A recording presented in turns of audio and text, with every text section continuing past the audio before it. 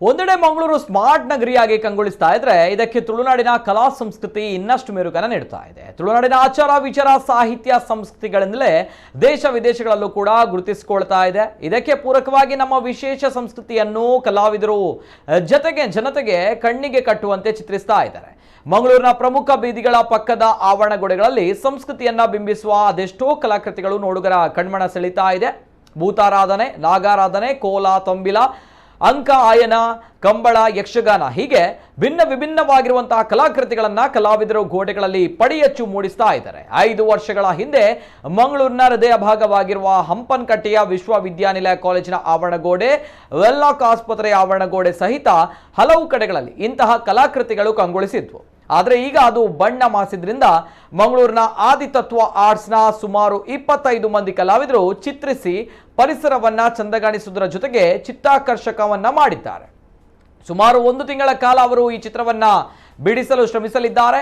ಇದಕ್ಕೆ ರಾಮಕೃಷ್ಣ ಮಿಷನ್ ಕೂಡ ಸಾಥ್ ನೀಡಿದೆ. ತುಳುನಾಡಿಗೆ ಹೊರ ಜಿಲ್ಲೆ, ಹೊರ ರಾಜ್ಯಗಳಿಂದ, ವಿದೇಶಗಳಿಂದ ಬರುವ ಮಂದಿಗೆ ನಮ್ಮ ಸಂಸ್ಕೃತಿಯ ಬಗ್ಗೆ ಅರಿವು ಮೂಡಿಸಲು ಇಂತಹ ಕಲಾಕೃತಿಗಳು ಪೂರಕವಾಗಲಿದೆ ಅಂತಾರೆ ಆದಿತತ್ವ ಕಲಾ ಸಂಸ್ಥೆಯ ವೃತ್ತಿಪರ ಚಿತ್ರಕಲಾವಿದ ವಿಕ್ರಮ್ ಶೆಟ್ಟಿ.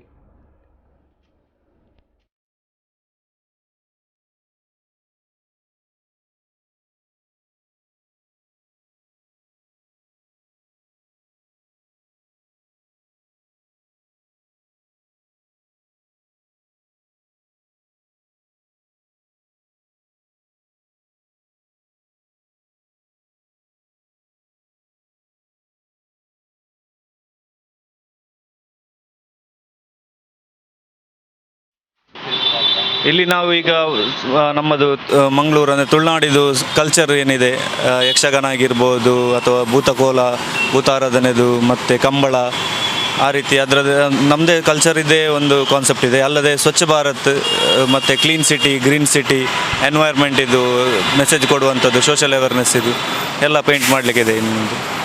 ಹೌದು, 5 ವರ್ಷದ ಹಿಂದೆ ನಾವು ಇಲ್ಲಿ ಇದನ್ನೇ ಪೇಂಟ್ ಮಾಡಿದ್ವಿ. ಈಗ ಅದು ಅಂದರೆ 5 ವರ್ಷ ಆಗ್ತಾ ಬಂತು, ಅದರ ಕಳೆಗುಂದಿದೆ ಸ್ವಲ್ಪ. ಅದಕ್ಕೆ ಮತ್ತೆ ನಾವು ಪುನಃ ಅದನ್ನೇ ಮಂಗಳೂರಿನ ಹೃದಯ ಭಾಗ ಹಂಪನಕಟ್ಟೆಯನ್ನು ಮತ್ತೆ ಕಲರ್ಫುಲ್ ಆಗಿ ಮಾಡಬೇಕು ಅಂತೇಳಿ ರಾಮಕೃಷ್ಣ ಮಿಷನ್ ಅವ್ರ ಜೊತೆ ಸೇರಿ ನಾವು ಮತ್ತೆ ವರ್ಕ್ ಮಾಡ್ತಾ ಇದ್ದೇವೆ. ಇದೀಗ ನಾವು ಯೂನಿವರ್ಸಿಟಿ ಕಾಲೇಜಿದು ಕಾಂಪೌಂಡ್ ವಾಲ್ ಸ್ಟಾರ್ಟ್ ಆಗಿ ಇಲ್ಲಿಂದ ವೆನ್ಲಾಕ್ ಹಾಸ್ಪಿಟಲ್ ಆಗಿ, ವೆನ್ಲಾಕ್ ಇದು ನಮ್ಮದು ಇನ್ನೊಂದು ಎಂಡ್ ಅಂದರೆ ತಾಜ್ ಮಹಲ್ ಇದು ಆಪೋಸಿಟ್ ಸೈಡ್ ಬರ್ತದೆ. ಹೋಟೆಲ್ ತಾಜ್ ಮಹಲ್ ಇದು ಆಪೋಸಿಟ್ವರೆಗೆ ಬರ್ತದೆ.